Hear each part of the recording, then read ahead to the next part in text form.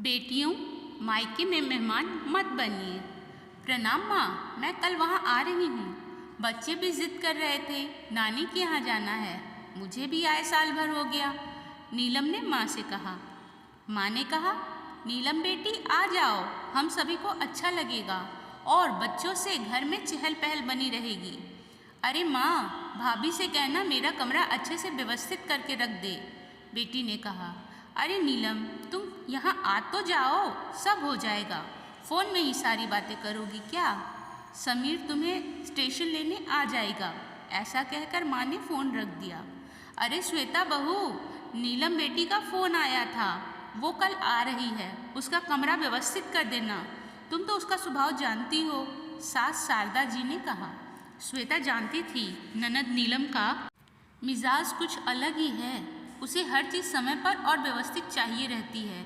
किसी चीज़ की कमी उसे पसंद नहीं। मायके में भी मेहमानों सा व्यवहार रहता है। अपने बच्चों की तो बहुत ज़्यादा केयर करती हैं। नीलम बच्चों सहित आ गई। भाई समीर स्टेशन लेने चला गया था। नीलम घर पहुंची और माँ के गले लगकर उनके हालचाल पूछने लगी। श्वेता तुरंत पानी का ग्लास लेकर आई और नीलम से उसका हालचाल पूछने लगी। तभी श्वेता की बेटी खुशी बुआ के पास आकर बैठ गई और पूछा, बुआ मेरे लिए क्या लेकर आई हो? नीलम ने अपनी सूटकेस खोली और एक सुंदर सा ड्रेस खुशी के हाथों में दिया। खुशी ड्रेस पाकर बहुत खुश हो गई। बच्चे आपस में खेलते हुए मस्ती करने लगे। तभी नीलम ने कहा, श्वेता भाभी, हमारा कमरा व्यवस्थित है ना? पिछली बार आई थी तो कूलर काम नहीं कर रहा था। गर्मी में पंखे में ही सोना पड़ा था। एसी तो आपके कमरे में ही लगा है। श्वेता ने हंसते हुए कहा। नीलम दीदी, इस बार आप हमारे कमरे में सो जाना, हम लोग दूसरे कमरे में सो जाएंगे। आपको कोई परेशानी नहीं होगी। शारदा जी सब सुन रही थी। उन्होंने तुरंत नीलम से कहा, अरे बिटिया, इस बार तुम्हारे समीर भैया ने नया कूलर ले लिया है, तुम आराम से रहना। अरे माँ, मैं तो भाभी से यूं ही मजाक कर रही थी, नीलम ने कहा। श्वेता जानती थी नीलम हर बात में उसे ताना मारती है, पर वो चुप रहती। श्वेता चाहती थी कि नीलम दीदी जितने दिन रहे खुश रहे, उन्हें किसी बात की तकलीफ ना हो, क्योंकि अब पिताजी भी नहीं रहे, उन्हें पिता की कमी महसूस ना हो। हर तरह से खुश रखने की कोशिश करती। समीर बाजार जाकर काफ़ी सारा घर का किराना और बच्चों के लिए चॉकलेट मिठाई ले आया। एक दिन दोपहर के वक्त सब खाना खा रहे थे और श्वेता गर्मा गर्म पूरी तल रही थी। तब शारदा जी ने कहा, बहू तुम सबके साथ खाना खाने बैठ जाओ, मैं पूरी तल देती हूँ। श्वेता कुछ बोलती इसके पहले नीलम ने कहा, माँ तुम क्यों पूरी तलोगी? भाभी को बनाने दो, अब तुम्हारी उम्र है क्या ये सब काम करने की? सारा दिन कुछ न कुछ तो करती रहती हो।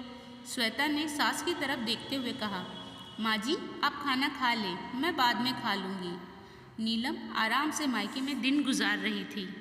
समीर भी छुट्टी के दिन सपरिवार घुमाने और होटल ले जाता। एक दिन बातों ही बातों में नीलम ने पूछ ही लिया, भाभी आप मायके नहीं जा रही? जवाब देते हुए श्वेता ने कहा, मैं तो अभी जाने ही वाली थी, क्योंकि मेरे पिताजी की तबीयत ठीक नहीं चल रही है, पर आपका फ़ोन आ गया सो मैंने जाना कैंसिल कर दिया। माँ जी कितना अकेले घर का काम करती, अब आपके जाने के बाद ही जाना होगा। अच्छा किया भाभी आपने जो मायके नहीं गई। ससुराल से तो मैं थकी हारी आती हूँ, फिर मायके में तो पूरा आराम चाहिए ना, वरना मैं नहीं आती, नीलम ने कहा। नीलम दीदी, आपकी भी तो ननद आती होगी, तब उन्हें भी पूरा आराम मिलता होगा, क्यों?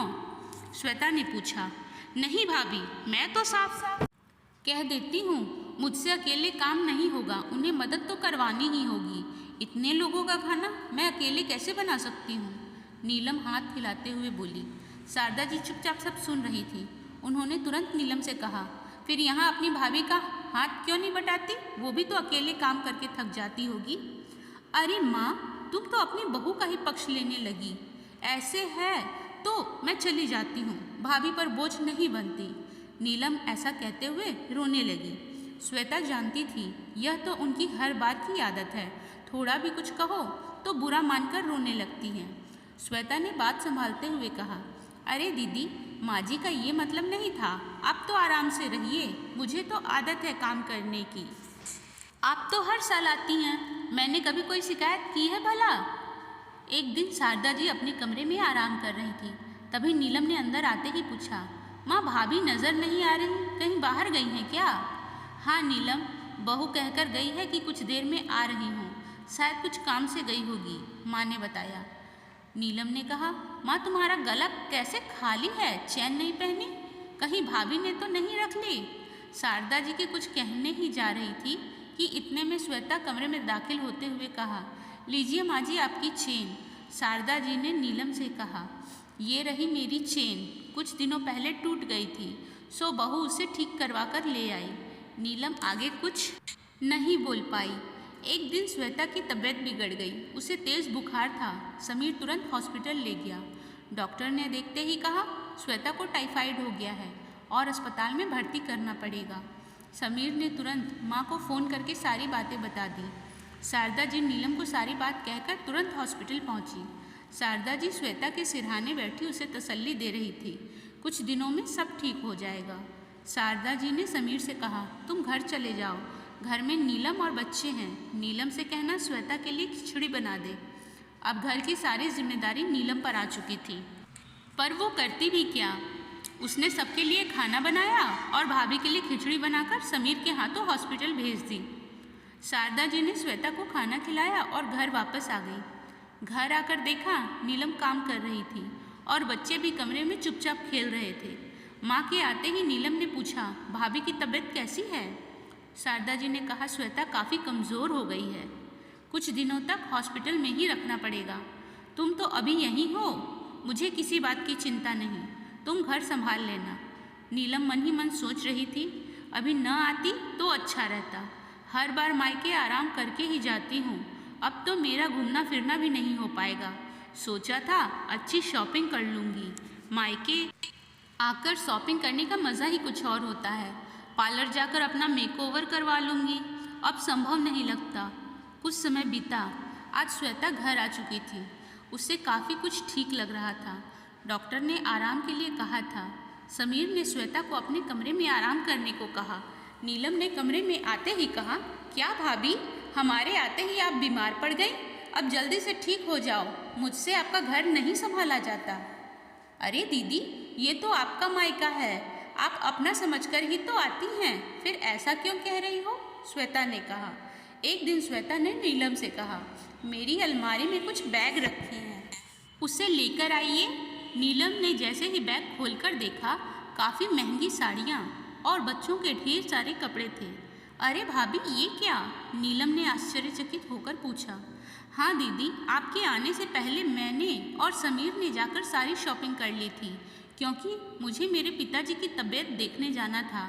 माँ जी ने कहा था मैं मैके चली जाऊँ, पर आप आ रही थी तो मैं कैसे जा सकती थी, पर कहीं अचानक जाना पड़ जाए तो आप सभी के लिए पहले ही ये कपड़े खरीद लाए थे। नीलम अपने आप को शर्मिंदा महसूस कर रही थी। नीलम श्वेता के गले लग के रोने लगी। भाभी, मैंने आपको हमेशा गलत समझा और भला बुरा भी कहती रही, पर कभी आपने सामने जवाब नहीं दिया, मुझे माफ़ कर दें। अरे अरे दीदी, ऐसा मत कहिए, आप तो बेटी हैं घर की, आपका तो हक है। अब तो मेरी तबीयत ठीक है, हम सब घूमने फिरने चलेंगे और खूब शॉपिंग करेंगे। शारदा जी सब देख सुन रही थी कि श्वेता कितनी समझदार और सुलझी हुई बहू है। ननद को हमेशा बहन ही मानती रही। समीर ने कभी उसे पिताजी की कमी महसूस नहीं होने दी, उसकी हर चीज़ का बखूबी ध्यान देता रहा, पर नीलम ने भाभी को कभी वो महत्व नहीं दिया जिसकी वो हकदार थी।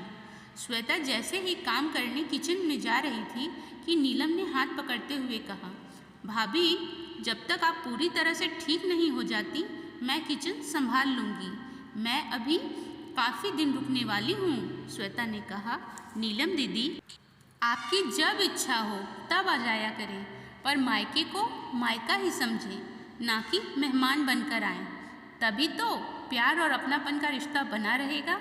मायके में माँ के बाद भाभी ही सब कुछ होती है, उनसे प्यार और अपनापन का रिश्ता बना कर रखें, ताकि मायके में कभी बोझ न समझा जाए। मित्रों, कहानी अच्छी लगी हो तो वीडियो को लाइक और चैनल को सब्सक्राइब ज़रूर करें और कमेंट में अपने प्यारे प्यारे मैसेजेस लिखना ना भूलें। Thank you.